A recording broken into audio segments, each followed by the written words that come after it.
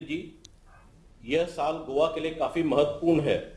इस वर्ष गोवा अपनी लिबरेशन के 60 वर्ष पूरे करने का उत्सव भारत की आजादी की 75वीं वर्षगांठ के साथ मना रहा है।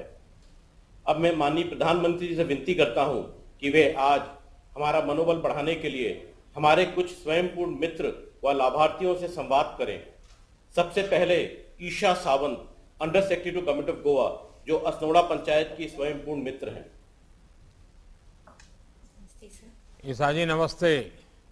नमस्ते सर। एक प्रशासनिक अफसर के तौर पर आपने स्वयंपूर्ण गोवा के लिए बड़ी भूमिका निभाई है। आपको अनेक बार सम्मान भी मिला है। मैं जानना चाहूंगा आपका अनुभव कैसा रहा। सर, स्वयंपूर्ण मित्र के तौर पर मेरा अनुभव सर बहुत अच्छा रहा। ये बहुत ग्रेटिफाइंग जॉब रहा सर, क्योंकि स्वयंपूर्ण मित्र एक बहुत महत्वपूर्ण कड़ी है सरकार और लोगों के बीच। पहले सर क्या होता था कि लोगों को तरह तरह के सरकारी कार्यालयों में जाना पड़ता था अपनी समस्याओं का समाधान ढूंढने के लिए। उन्हें सर बहुत सारी योजनाएं, केंद्र सरकारी योजनाएं या फिर राज्य सरकारी योजनाएं हैं, उनके बारे में ज़्यादा अवेयरनेस भी नहीं थी। लेकिन सर अब उन्हें और कहीं जाने की ज़रूरत नहीं है, क्योंकि हम स्वयंपूर्ण मित्र के रूप में उनकी पंचायत में मौजूद रहते हैं। वो हमसे डायरेक्ट बात कर सकते हैं और सर जो भी उनकी समस्याएं हैं उनका वो समाधान कर सकते हैं सर। इससे सर क्या हुआ है कि एक बहुत कामकाज में स्मूथ फंक्शनिंग आ गया है। सिंगल पॉइंट कांटेक्ट सिस्टम भी डेवलप हो गया है सर। और सर जितनी सरकारी योजनाएं हैं वो लोगों तक अच्छी तरह से पहुंच पाई है। सर मैं समझती हूँ कि अगर लोगों के कहीं लगता था कि सरकार और जनता के बीच में कोई दूरी है, तो वो सर इस प्रोजेक्ट के, इस प्रोग्राम के माध्यम से बहुत कम हो गई है सर। अच्छा ईशा जी, आप सभी पात्र लाभार्थियों तक कैसे पहुंची? टेक्नोलॉजी की इसमें कैसे मदद ली? सर मेरे गांव में कुल 6000 लोगों की आबादी है, तो 1300 घर उसमें है सर। तो सबसे पहले हमने पूरे ग्राम को 6 हिस्सों में विभाजित किया। उसमें सर हमने हर एक विभाग में एक स्वयंपूर्ण सहायक की नियुक्ति की। उसके बाद सर हमने एक फॉर्मेट बनाया जो हमने सर गूगल शीट में भी उसको ट्रांसफर कर दिया। और इस फॉर्मेट में सर हमने पॉइंट्स लगा दिए कि हमें कौन कौन से पॉइंट्स पर डेटा कलेक्ट करना था। इससे सर हमें बहुत आसानी हो गई हर घर में जाकर हर व्यक्ति से पर्सनल इंटरेक्शन करने में। और फिर सर हमने रिकॉर्ड रखना शुरू कर दिया कि गांव में कौन कौन सी सुविधाओं का अभाव है और कौन सी सुविधाएं हम लोगों तक जल्द से जल्द पहुंचा सकते हैं। सर हमने 2000 लोगों को आइडेंटिफाई किया था जिनके पास अभी तक सुविधा नहीं पहुंची थी। और इस प्रोग्राम के जरिए सर और टेक्नोलॉजी के जरिए, जैसे कि हमारे पास गूगल शीट है जिसपे रिकॉर्ड्स मेंटेन हुआ करता था सर और करता है, हम सक्सेसफुली 1500 लोगों तक सर मेरे ग्राम में ये सुविधाएं पहुंचा पाए हैं सर। आपने महिलाओं को सशक्त करने के लिए कई इनोवेटिव काम किए हैं, ऐसा मुझे बताया गया। जरा मैं आपसे सुनना चाहूंगा कि क्या वो इनोवेटिव काम किए हैं। सर स्त्री सशक्तिकरण के हेतु पहले तो सर हमने जितने गांव में सेल्फ हेल्प ग्रुप्स है उनको इकट्ठा किया। हमने सर 1-to-1 इंटरेक्शन करके महिलाओं से बातचीत की। हमने सर पता लगाया कि उनको क्या चाहिए था। तो पता चला सर कि उनको प्रशिक्षण की ज़रूरत थी। फिर agriculture, horticulture, skill development, handicraft, ये तरह तरह के डिपार्टमेंट से सर हमने उन्हें प्रशिक्षण उपलब्ध करा दिया। उसके बाद सर स्वरोजगार और गृह उद्योग शुरू करने के लिए जो मशीनरी की ज़रूरत थी, जैसे कि सिलाई मशीनरी, आटा चक्की मशीन, अगरबत्ती मैन्युफैक्चरिंग मशीन, आटा गूंथने की मशीन, पैकेजिंग, सीलिंग मशीनरी, ये सारी सर मशीनरी हमने उन्हें उपलब्ध कराई तरह तरह के सरकारी योजनाओं के अंतर्गत।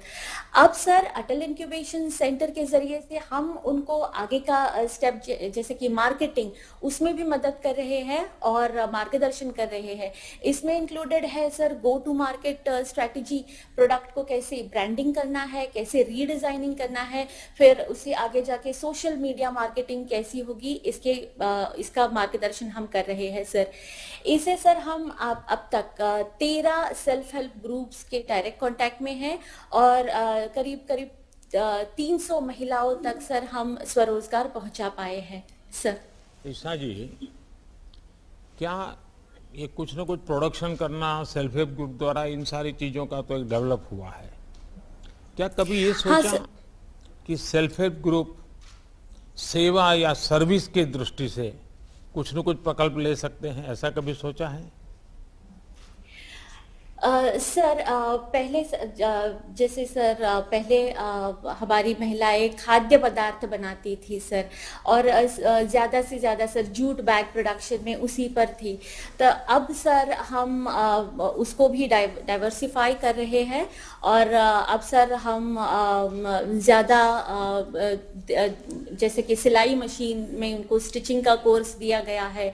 जैसे हमने आटा चक्की में पहले सर, अब वो फूड ग्रेन्स जो गांव में ही बनता है या फिर गोवा में अन्य किसी गांव में बनता है, वो सर जो लोकली प्रोड्यूस्ड है वही मंगाकर सर उसी को आटा वगैरह बनाकर उसी के खाद्य पदार्थ बनाकर सर उनकी मार्केटिंग की जाती है। तो वैसे उस तरह की सर्विसेज में हम अभी है सर। मैं एक मेरा अनुभव बताता हूँ और एक सुझाव देता हूँ। मैं जब गुजरात में था तो मैंने सेल्फ हेल्प ग्रुप की इन बहनों को सर्विस ओरिएंटेड भी कुछ डेवलपमेंट किया था। कैसे कुछ सेल्फ हेल्प ग्रुप को ट्रेनिंग दी, खाना परोसना कैसे, ये ट्रेनिंग एक प्रकार से हॉस्पिटैलिटी जैसा, और उनके लिए अच्छे सा यूनिफॉर्म बनवाया और हाइजीनिक दृष्टि से क्या क्या करना, क्या पहनना, हाथ को कैसे, सर को कैसे, और कहीं पर भी शादी है, भोजन समारंभ है तो ये लोग इनको परोसने के लिए बुलाते थे। अब पहले के ज़माने में पंगत भोजन होता था, अब संगत भोजन होता है, बफे होता है।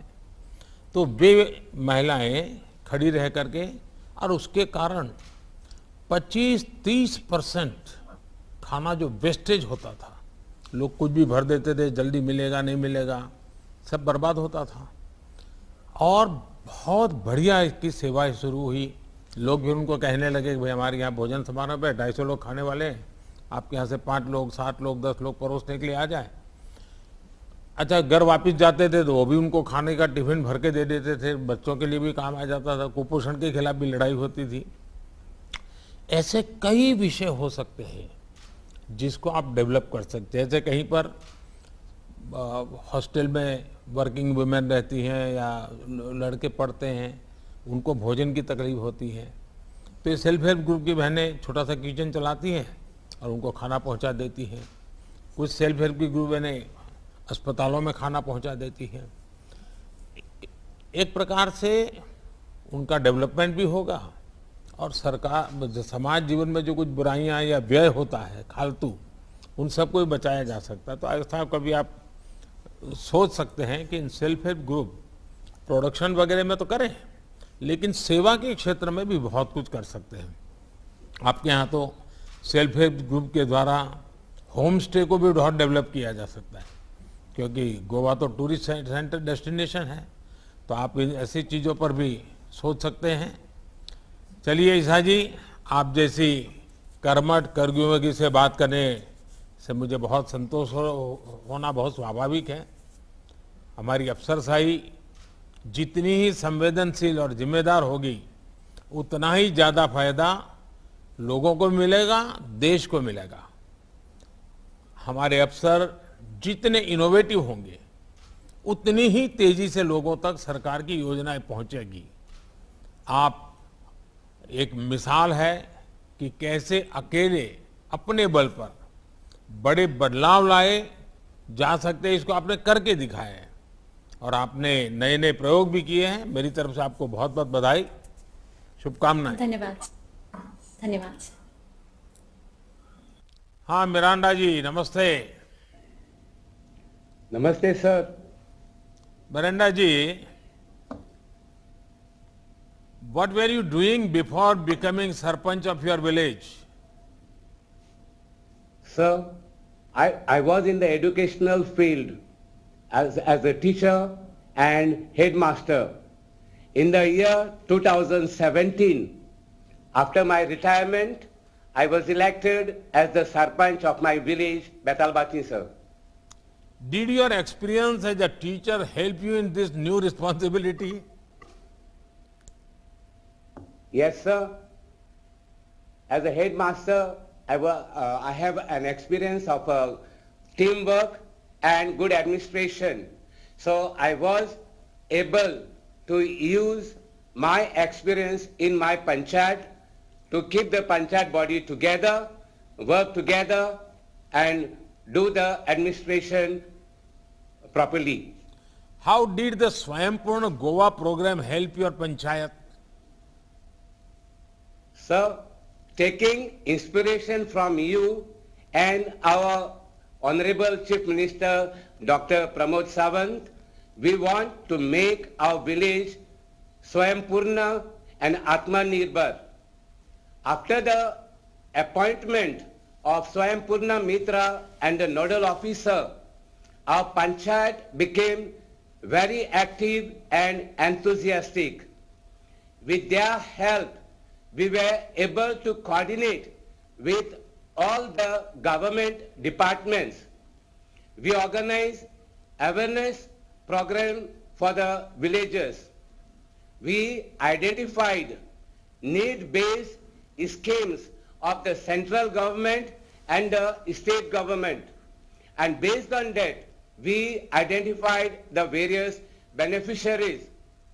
For example, in agriculture, with the help of the local farmers club, we registered 95% of the farmers for Krishi card. And I feel happy to tell you, sir, that this year we have cultivated 7.5 lakh square meters of land. Under Divyang scheme, sir, we provided supporting aids to 49 people. Under the Bachpan scheme for an orphan girl below 18 years, we have identified and did all the procedure to support this orphan girl. Also, sir, under fisheries, we have given all the fishermen and fish selling people are registered with their card. And also, sir, we have under animal husbandry, we have provided live birds, sir.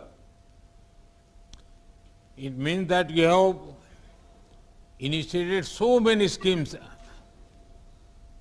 and you got all Yes, the sir. support from the government? Sir, yes. Under your scheme, sir, of the central government, we have Pradhan Mantri Jivan Jyoti Bima Yojana. We have registered 695 villages, and under Pradhan Mantri Suraksha Bima Yojana, we have insured 409 people, and we want to ensure 100% of the villages, sir. Excellent. जैसे आपने वर्षों से लंबित अपने गांव में तालाब का काम कराया है, वैसे ही पिछले 6-7 साल में हम ऐसे काम कर रहे हैं जिनका देश को बरसों से इंतजार था. देश में बड़े बदलाव तभी आ सकते हैं जब बुनियादी जरूरतें पूरी होती हैं. आज़ादी के बाद के 70 साल की जो कमी रह गई है, इसे पूरा करने के लिए ही हम पिछले 7 साल से तेजी से काम कर रहे हैं. इसमें आप जैसे कर्मयोगी बुद्धिजीवी हमारी शक्ति हैं, और एक शिक्षक के नाते आपका अनुभव, क्योंकि शिक्षक के नाते सिर्फ बच्चे संभालना नहीं, जीवन भी बहुत ऊंचा रखते हैं, तो मैं समझता हूँ आपके गांव को सरपंच के नाते बहुत फायदा हुआ होगा। मेरी तरफ से आपको बहुत बहुत शुभकामनाएं। आइए श्री कुंदन फलारी जी से बात करते हैं। नमस्ते सर। नमस्ते कुंदन जी। कुंदन जी कंप्यूटर एक्सपर्ट, फुटबॉल के शानदार खिलाड़ी और आपकी अब वर्तमान जिम्मेदारी, ये आपके जीवन में इतनी बड़ी विविधताओं के बाद ये बदलाव कैसे आया?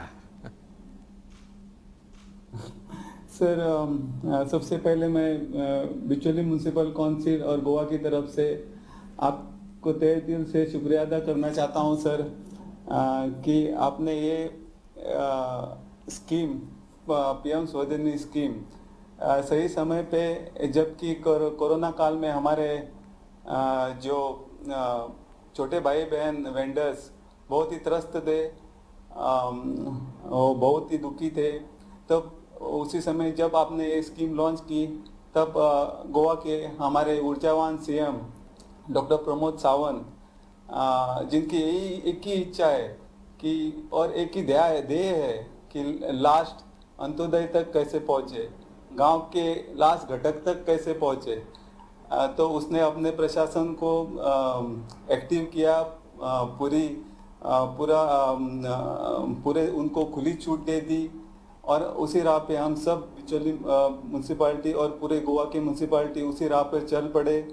हमारे चीफ ऑफिसर, हमारे साथी काउंसिलर और हमारे कम्युनिटी ऑर्गेनाइजर सब हम लोग बाहर निकल पड़े सर, और उनको वेंडर्स को अप्रोच किया, उनको ये स्कीम के बारे में समझाया, उन कैसे लाभ होगा, और कहने में खुशी हो रही है सर कि within no time 211 applications हमको आए, उसमें से 170 को हम लोगों ने लोन सैंक्शन किया। बाकी के जो एप्लीकेशंस है वो 31 अक्टूबर को हम उनको भी सैंक्शन हो जाएंगे सर। और कहने में खुशी हो रही है सर कि 18 ऑलरेडी 18 जो आपका सेकेंड ट्रेंच है 20,000 का, उसके लिए भी उन्होंने ऑलरेडी अप्लाई कर दिया है सर, और हमारा उनके रिकवरी पे भी ध्यान है सर। अच्छा कुंदन जी, ये लोग जो रेडी पटरी वाले हैं ये डिजिटल ट्रांजैक्शन करते हैं? थोक व्यापार लेते हैं तो भी डिजिटल पेमेंट करते हैं, और जो सामान्य परिवार में जब माल बेचते हैं तो वहाँ से भी डिजिटल पेमेंट लेते हैं, ऐसा करते हैं क्या?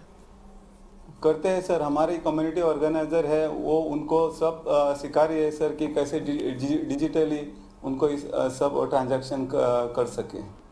क्योंकि देखिए इस स्कीम की ब्यूटी ये है कि अगर हमारे रेहड़ी पटरी वाले भाई बहन सारा कारोबार अगर डिजिटल करते हैं तो उनकी फाइनेंशियल पूरा हिस्ट्री रेडी हो जाती है, लेन देन की हिस्ट्री तैयार हो जाती है। उसके कारण बैंक अपने आप निर्णय कर सकती है कि भाई इनका ऐसा व्यापार चल रहा है, तो फिर बैंक 10,000, 10,000 से 15,000, 15,000 से 20,000, 20 से 25,000, 50,000 तक उनको देने के लिए, और वो उनके लिए बहुत फायदा करेगा। जितना ज़्यादा उनको लेना भी डिजिटल से, देना भी डिजिटल से, ये आदत डालेंगे तो उनके जीवन में बहुत बड़ा बदलाव आएगा, और मैं समझता हूँ कि इस पर बल देना चाहिए। अच्छा, गोवा मुक्ति के 60 साल होने पर केंद्र सरकार स्पेशल ग्रांट के तौर पर गोवा को आर्थिक मदद दे रही है। इसमें हर पंचायत को 50 लाख और हर म्युनिसिपैलिटी को 1 करोड़ रुपए मिलेंगे। इस पैसे को क्षेत्र में कैसे खर्च करना है, इस पर आपने कोई योजना बनाई है?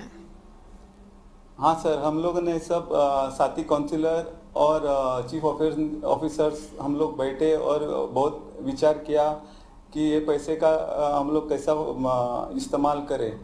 तो हम लोगों ने ये सोचा कि जो सीनियर सिटीजन्स है उनके लिए योगा रिक्रिएशनल सेंटर और एक फुल फ्लेज लाइब्रेरी उसमें करने के लिए हम लोगों ने सोचा है सर।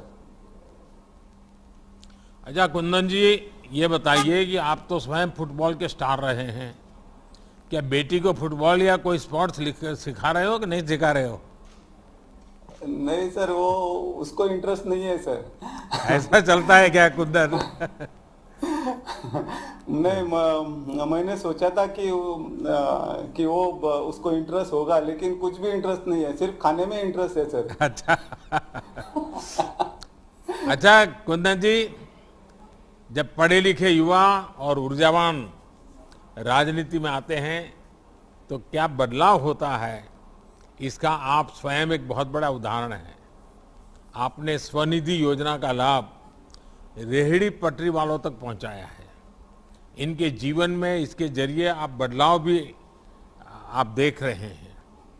पीएम स्वनिधि योजना हो या फिर आजीविका मिशन, हमारी सरकार की यही कोशिश है कि देश के गरीब से गरीब व्यक्ति को भी किसी तीसरे से ज्यादा ब्याज पर कर्ज ना उठाना पड़े। हम बैंकों के दरवाजे उनके लिए खोल रहे हैं। आपने जो नेक काम किया है, इसके लिए आपको और जिन्हें इस योजना का लाभ मिला है, ऐसे सभी भाई बहनों को बहुत बहुत बधाई। Thank you. धन्यवाद सर, धन्यवाद। आइए श्री लुइस कार्डोजो जी से बात करेंगे। लुइस जी नमस्ते। नमस्ते सर। लुइस जी, आप पीढ़ियों से मछली का व्यवसाय कर रहे हैं। आपने इस परंपरागत व्यवसाय में ऐसा क्या बदलाव किए और आपको सरकार से क्या मदद मिली? सर, संपूर्ण गोवा प्रोग्राम साल 2020 में फिशरीज डिपार्टमेंट फिशरमैन के लिए, विलेज फिशरमैन के लिए एक प्रोग्राम ऑर्गेनाइज करता है। गवर्नमेंट का पूरा स्कीम जो है फिशरमैन के लिए एक्सप्लेन करने के लिए डिटेल में, और वो प्रोग्राम में प्रधानमंत्री मत्स्य संपदा योजना के बारे में भी डिटेल में बोलता, पूरा एक्सप्लेन करता है। प्रोग्राम खत्म होने के बाद सर, संपूर्ण मित्र और फिशरीज का डिपार्टमेंट का ऑफिसर से हम आपका स्कीम के बारे में, प्रधानमंत्री मत्स्य संपदा योजना के बारे में पूरा डिटेल में उनसे डॉक्यूमेंट के बारे में पूछा क्या क्या मांगता है, और संपूर्ण मित्र और फिशरीज डिपार्टमेंट का ऑफिसर ने हमको पूरा हेल्प किया पूरा डॉक्यूमेंट रेडी करने के लिए। अच्छा, आपको इस योजना के बारे में कैसे पता चला, और इस योजना का लाभ लेने के लिए आपको किसी को पैसा वैसा तो देना नहीं पड़ रहा है ना? नथिंग सर, कुछ भी नहीं। हाँ। वो पूरा हेल्प किया संपूर्ण मित्र ने और फिशरीज डिपार्टमेंट का ऑफिसर ने। हाँ। आपने तो लाभ लिया, पर क्या आपने अपने और साथियों को और हमारे मत्स्य के व्यापार में लगे हुए लोगों को, गांव और बाकी लोगों को इसका लाभ दिलवाने के लिए कुछ प्रयास किया क्या, औरों को जागरूक किया क्या? ये स्कीम गांव का पूरा फिशरमैन को एक्सप्लेन किया था। अच्छा। और 6 टन का गाड़ी हम पहला सर बुक किया आइचर कंपनी से। ये 6 टन का गाड़ी, इंसुलेटेड गाड़ी के लिए टोटल कॉस्ट सर 25 लाख होता है। पूरा डॉक्यूमेंट रेडी होने के बाद बैंक ऑफ इंडिया में हम जमा किया, और 2.5 महीने के बाद सर ये गाड़ी हमको रेडी होकर कंपनी से मिला इंसुलेटेड बॉक्स के साथ। और 25 लाख में से सर हमको 8 लाख ये स्कीम से सब्सिडी से मिला। 5 लाख हम लोन लिया बैंक ऑफ इंडिया से और बाकी का मार्जिन मनी डाला। 2.5 महीने के बाद गाड़ी मिलने के बाद, पहला सर ये हमारा फिश जो है पेरिशेबल आइटम है। पहला हम लोग ओपन गाड़ी में लेते था मच्छी होलसेल मार्केट में, और सर हमको रेट बहुत कम मिलता था। मच्छी हमारा पेरिशेबल आइटम है सर, खराब होता था। अभी ये इंसुलेटेड गाड़ी बांधने से सर हमको मच्छी एकदम फ्रेश रहता है, जैसा हम जेटी से फिशिंग आइसिंग करके लाता है वैसा ही रहता है, और कस्टमर भी हैप्पी रहता है, फ्रेश मच्छी मिलता है करके। और पहले से सर हमको अभी 20% प्रॉफिट ज्यादा हो ये इंसुलेटेड गाड़ी बांधने से सर।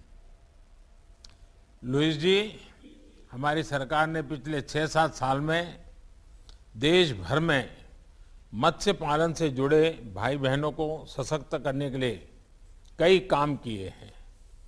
किसान क्रेडिट कार्ड का लाभ, मछली व्यवसाय में इस्तेमाल होने वाली बोट्स में सुविधा, नेविगेशन के लिए नाविक ऐप, ऐसे बहुत से काम किए हैं। हमारी सरकार की कोशिश है कि पिछली मछली पालन से जुड़े हमारे भाई बहन सिर्फ रॉ मार्केट से जुड़कर ना रहे, बल्कि वो प्रोसेसिंग कर ज्यादा से ज्यादा लाभ उठाएं। आपने अपने परंपरागत व्यवसाय के विस्तार को जो प्रयास किया है, विस्तार किया है, वो पूरे देश के मछुआर भाई बहनों के लिए एक उदाहरण है। आपको मेरी तरफ से बहुत बहुत शुभकामनाएं। आइए श्री रुकी अहमद राजा साहब से बात करते हैं।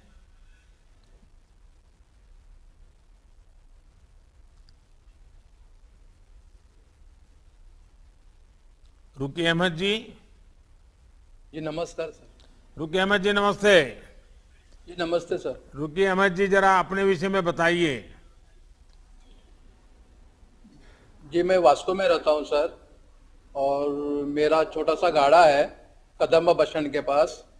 उसमें मैं चाय, समोसा, पानी, सॉफ्ट ड्रिंक, चिप्स, बिस्किट, ये सारे चीज़ें मैं उधर लोगों को प्रोवाइड करता हूँ सर।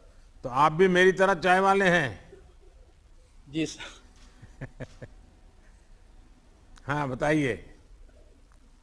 तो ये जी, मैं आपको दिन के- शारीरिक प्रॉब्लम जन्म से है कि बाद में कुछ तकलीफ हो गई? जी मैं 1 साल का था तभी मेरे पैर पे बुखार से पैर मेरे ये हो गया सर, पोलियो हो गया। लेकिन आप कभी हिम्मत नहीं हारे। नहीं सर। अच्छा, मुझे बताया गया कि आप पैरा टेबल टेनिस के बहुत अच्छे खिलाड़ी हैं। आपकी जी। इस खेल में अब तक क्या उपलब्धि रही है?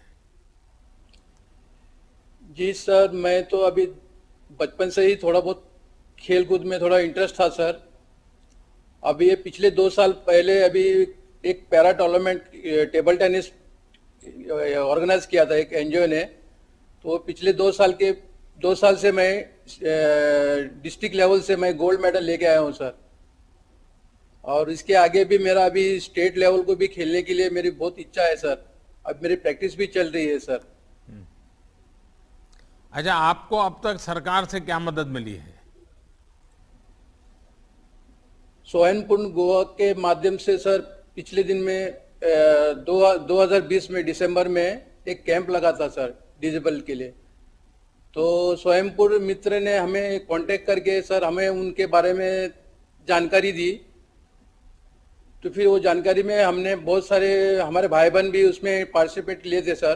कम से कम 203 आदमी हमारे डिजेबल भाई थे। तो उन सारे सभी को भी हमको व्हीलचेयर्स और क्रचेस भी सब लोगों को प्रोवाइड करे सर। और हमें यूडीआई कार्ड भी मिला उसमें, और यूडीआई कार्ड के माध्यम से हमें बहुत सारी जानकारी भी मिली है सर। अच्छा, आपको जो मदद मिली है उसमें कोई दिक्कत तो नहीं आई? नहीं सर, कुछ भी नहीं दिक्कत आई सर। अच्छा, बहुत आसानी से हमें प्रोवाइड किया है सर। अच्छा।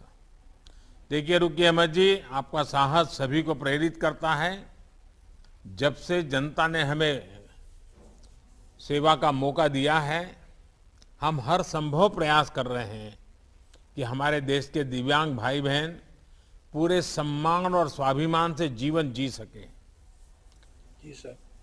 ब्रेल के मानकीकरण से लेकर उनके उपकरण की व्यवस्था तक इसी सोच का प्रभाव है। अभी आपने देखा कि कैसे देश के पैरा एथलीट्स ने देश का नाम ऊंचा किया है। आप भी एथलीट हैं, पूरा जोर लगा दीजिए। जो कुछ कमी होगी उसके लिए सरकार आपके साथ खड़ी है, और आप भी प्रगति कीजिए, गोवा का नाम भी रोशन कीजिए। मेरी आपको बहुत बहुत शुभकामनाएं हैं। जी शुक्र।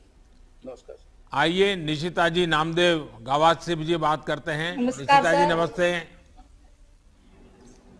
निशिता जी, आपके साथ तो आपकी पूरी टीम बैठी लगती है, पूरा आपका समूह बैठा लगता है। हाँ अपने सर, और मेरे समूह के बेटे- बारे में जरा बताइए। आप लोग क्या करते हैं, कैसे काम करते हैं? मेरा नाम निशिता नामदेव गावस है। मैं पाड़ी कोटम्बी से एक छोटे से गांव में रहने वाली हूँ, और हमारा 2020 में दिसंबर को ग्रुप हुआ,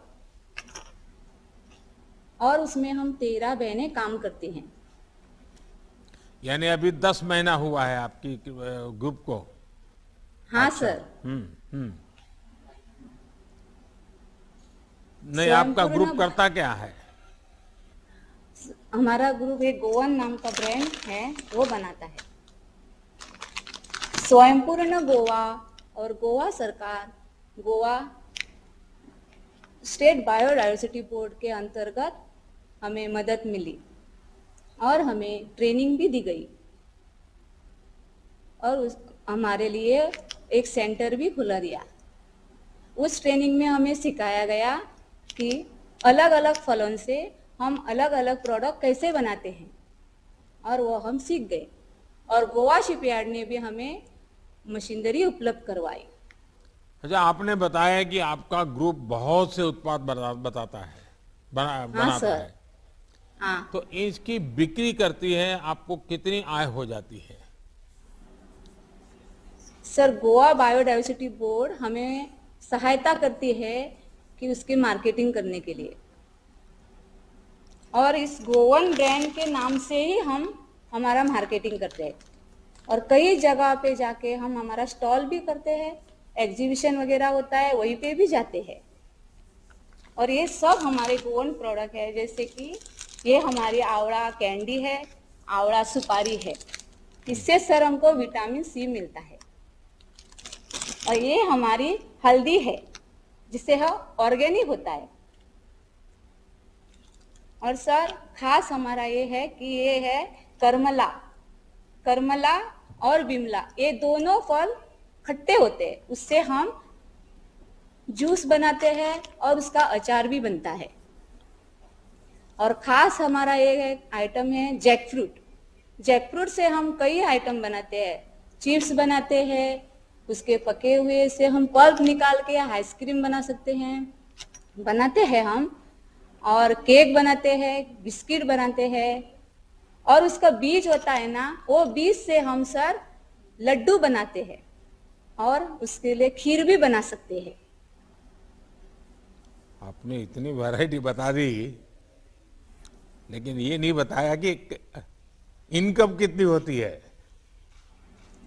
हाँ सर, अभी हमको अगले दिसंबर से इस दिसंबर को 1 साल पूरा होगा, तो हमने सब मिलाकर 2 लाख तक इनकम हुआ। अच्छा, चलिए, आपको अपने इस काम में जिस प्रकार से प्रगति की है, मेरी तरफ से बधाई देता हूं।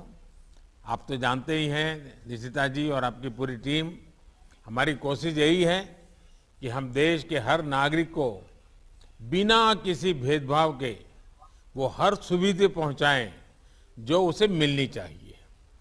पिछले 7 साल से हम देश में महिलाओं को सशक्त करने के लिए कई नई अनेक योजनाएं चला रहे हैं। स्वच्छ भारत मिशन, उज्ज्वला योजना, मुद्रा loan, Jan Dhan account, PM Awas Yojana से हम देश की बहनों को मजबूत कर रहे हैं। ओलंपिक से लेकर पैरालंपिक और सेना से लेकर कोरोना की लड़ाई तक हर जगह हमारे देश की बेटियां, हमारी बहनें, उनकी जय गाथा आज हर जुबान पे सुनने को मिल रही है। खेल हो, बॉर्डर हो या फिर परिवार, आप जैसी बहनों ने साबित कर दिया है कि हमारे देश की बहनों का सामर्थ्य कितना बड़ा है। आप सभी को मेरी तरफ से बहुत बहुत शुभकामनाएं। धन्यवाद सर, हम आपका आभारी है, आपने हमको बहुमूल्य समय दिया इसलिए, और हम आशा करते हैं कि आप ये हमारा प्रोडक्ट फूड प्रोसेसिंग सेंटर आगे तक ले जाए, इसके लिए आपकी मदद की जरूरत है। जरूर मिलेगी। आइए श्री दुर्गेश जी से मिलते हैं। दुर्गेश जी नमस्ते। नमस्ते। दुर्गेश जी, आप जिस समूह के साथ बैठे हैं उसके बारे में पहले बताइए, आप लोग क्या करते हैं और ये समूह बना कैसे? मैं गोवा डेयरी का चेयरमैन हूँ। हमारे गोवा में 5140 एक्टिव फार्मर है और हमारी कोशिश है कि ये 5140 है वो अगले साल तक हम और बढ़ाएंगे। क्या किस प्रकार से प्रगति करना चाहते हैं? वो गोवा डेयरी में दूध प्रोडक्ट बनाते हैं और भी प्रोडक्ट यानी लस्सी और बाकी का भी प्रोडक्ट हम लोग बनाते हैं। कितना दूध कलेक्ट होता है? हमारे गोवा में अभी गोवा डेयरी में 64,000 दूध प्रोडक्ट होता है, प्रोडक्शन हो रहा है। देखिए, गुजरात में अमूल जैसी बहुत बड़ी डेयरियां हैं, कभी देखने गए हैं क्या? हाँ, देखा है। हाँ, पूरे आपके समूह को एक बार वहाँ ले जा करके दिखाना चाहिए, ताकि उनको अंदाज आएगा कि आपके यहाँ भी इसको कैसे डेवलप किया जा सकता है। हाँ सर, कोरोना के वजह से हम उधर नहीं जा पाए। जब भी खत्म हो जाएगा जरूर हमारी टीम को मैं उधर लेके जाऊंगा। अच्छा दुर्गेश जी, आपके समूह को सरकार की तरफ से क्या मदद मिली? सर, जब भी हमको 19-20 साल में हमको मालूम पड़ा कि केसीसी वो हमारे पशुपालन के फार्मर को भी लाभ मिल रहा है, जब भी हमारे सीएम साहब ने मीटिंग बुलाई और हमको ये तुमको लाभ मिलता है ऐसा बोला, तभी हमारा गोवा एनिमल हस्बेंड्री ने हमको मोटिवेट किया और हमने हमारा 176 डीसीएस है, वो गांव-गांव में जाके वो डीसीएस के मेंबर को हमने स्कीम के बारे में बताया, उनको बताया कि हमें 3 लाख रुपया मिल रहा है और 3 लाख रुपए से हमें 7% इंटरेस्ट है। वो अगर हमने सही टाइम पे फेड किया तो हमको 3% सेंट्रल गवर्नमेंट माफ कर रही है और गोवा गवर्नमेंट उसमें से 4% गोवा गवर्नमेंट माफ कर रही है और ये हमको 0% इंटरेस्ट से लाभ मिल रहा है। वो हमने पूरे हमारे फार्मर को बताया, फार्मर ने हमारा पूरा उसका लाभ उठाया और इसलिए हमारा गोवा का प्रोडक्शन लास्ट ईयर हमारा जो प्रोडक्शन से तुलने से इस बरस हमारा कम से कम 8-9 हजार लीटर बढ़ गए। दुर्गेश जी, आप और आपका समूह बहुत अच्छा काम कर रहे हैं। देश भर में डेयरी से जुड़े किसानों के जीवन में किसान क्रेडिट कार्ड की सुविधा ने बड़ा बदलाव किया है। मुझे ये बात बहुत अच्छी लगी कि आपने खुद प्रयास कर दूसरे किसानों को ये लाभ दिलवाया। जब से हमें जनता ने सेवा का मौका दिया है, तब से हमारी कोशिश यही है कि हम देश के हर किसान को बीज से बाजार तक का ऐसा इकोसिस्टम दें जिससे उसकी आय बढ़ सके। सॉइल हेल्थ कार्ड, प्रामाणिक बीज, सिंचाई की व्यवस्था, यूरिया की नीम कोटिंग, सस्ते दर पर फर्टिलाइजर, इनाम मंडी, एमएसपी पर रिकॉर्ड खरीद, नए कृषि कानून, ये सारे प्रयास उसी दिशा में है। पहले पशुपालकों को कई सुविधाओं से वंचित रखा गया था, अब सभी को ये सुविधा मिल रही है। आप तो खुद इस बात के साक्षी भी हैं और प्रमाण भी है। आप सभी को और आपके सभी साथियों को मेरी तरफ से बहुत बहुत शुभकामनाएं। धन्यवाद। धन्यवाद। अब मैं माननीय प्रधानमंत्री जी से आवेदन करता हूं कि वे अपना आशीर्वचन हमें दें।